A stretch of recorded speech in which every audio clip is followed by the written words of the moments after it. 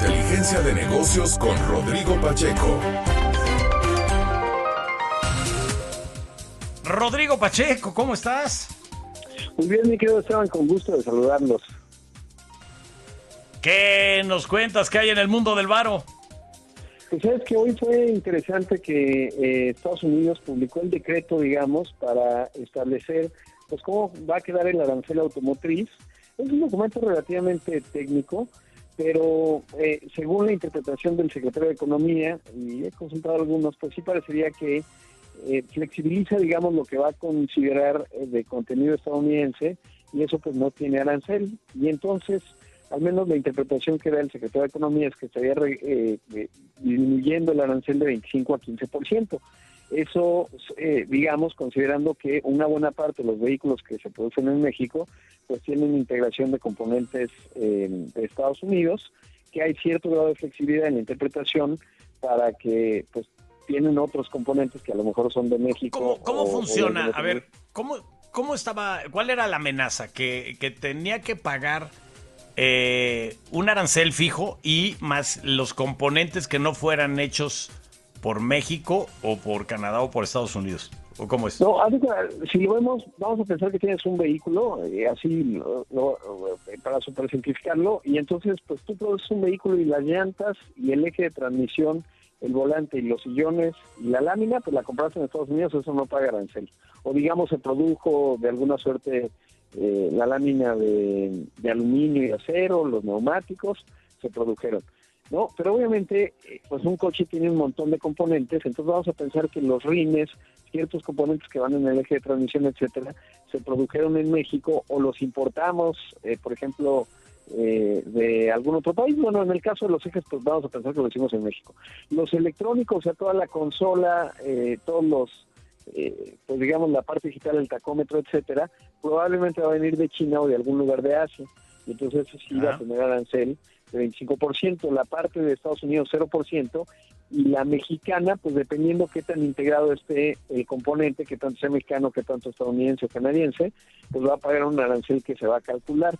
Todavía no está del todo 100% claro cómo va a quedar, pero pues eso ya te deja en mejores condiciones encontrarse, por ejemplo, con un coche que pueda venir de Corea del Sur o de Japón, ¿no? Que no se ha producido en la región Norteamérica. Porque obviamente antier el subsecretario de Economía, Rosendo, estuvo en Japón hablando justo con las armadoras japonesas que tienen plantas en México. Nissan, de hecho, tiene su mayor planta de producción en nuestro país. Tiene la Aguascalientes 1 y 2 y la de Isivac en Morelos. Está Honda, obviamente, en El Salto. Está Toyota, que había anunciado una inversión fuerte, y está Mazda, también tiene uno en Guanajuato. Y entonces, bueno, pues ahí para ver cómo va a quedar esto armado, ¿no? O cómo va a quedar, digamos, esta política, pero parece que es menos mala.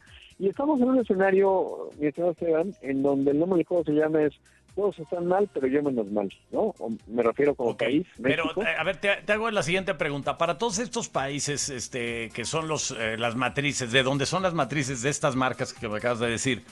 El tener su planta en México les va a seguir conviniendo a quererlos exportar ellos desde cualquier otro punto, desde su propia tierra o otro país. Pero ¿qué opción tienen de montarse en Estados Unidos? Si se montan en Estados Unidos, ¿esa misma planta ya no pagaría todos estos impuestos? Pues teóricamente no. El asunto, y eso es lo complicado y lo interesante, es que aunque tú tengas la planta de Estados Unidos, te garantizo que vas a necesitar autopartes mexicanas canadienses. Eso es un hecho. Por eso es que a las autopartes no les ha aplicado arancel. Y además no van montar a la línea de ensamblaje es un mundo de dinero, ¿verdad? Sí. Ahora, de todos modos, la verdad es que los salarios en Estados Unidos pues no tienen punto de comparación con los salarios en México, pero sobre todo el número de personas, porque pues, no van a alcanzar, por algo las plantas están acá, ¿no? Si no, las hubieran puesto todas en Estados Unidos desde un principio. Pero obviamente, aún con el arancel, vamos a pensar que queda en 15% como dice Economía, México va a seguir siendo competitivo, porque obviamente lo que gana un ingeniero mexicano contrastado con lo que gana un ingeniero estadounidense, pues no hay punto de comparación. Y entonces, bueno, pues digamos, no es lo ideal es que tengamos libre comercio. ¿Por qué? Porque tiene mucha lógica en este asunto de las ventajas comparativas. Y porque Donald Trump, pues a veces como otros líderes obcecados que tú conocerás, que de repente dicen, ay, que es una refinería de 20 mil millones de dólares. Oiga, señor, pero el petróleo sí es importante, pero pues necesitamos otras cosas. No, yo quiero una refinería. Pues un poco así Trump con el tema de la manufactura. En realidad Estados Unidos hoy es una economía de servicios muy exitosa, sobre todo porque si vemos a las empresas más potentes, Apple, por ejemplo, pues primero no va a poder construir el iPhone en Estados Unidos en los siguientes 10 años, por lo menos. Y si lo llegase a hacer, pues costaría $5,000. Realmente el valor de la economía estadounidense pues no radica en que se pongan a hacer mini tornillos. En su producción. Decía el secretario de Comercio.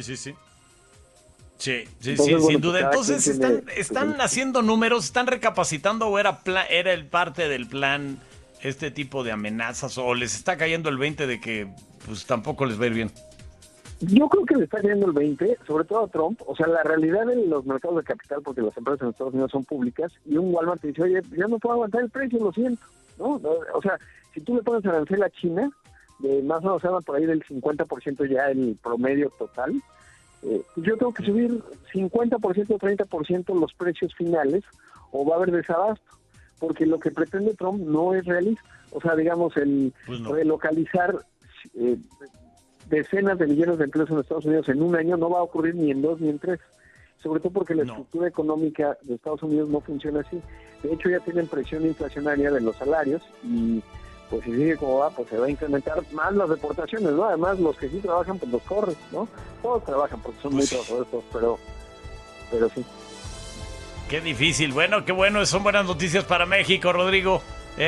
Pues esto de verdad es una luz al final del túnel. Una luz, exactamente. No sabemos si es de un tren que viene o la salida, pero es una luz. Gracias, Rodrigo Pacheco. Como siempre, un abrazo. Gracias, mi querido Esteban.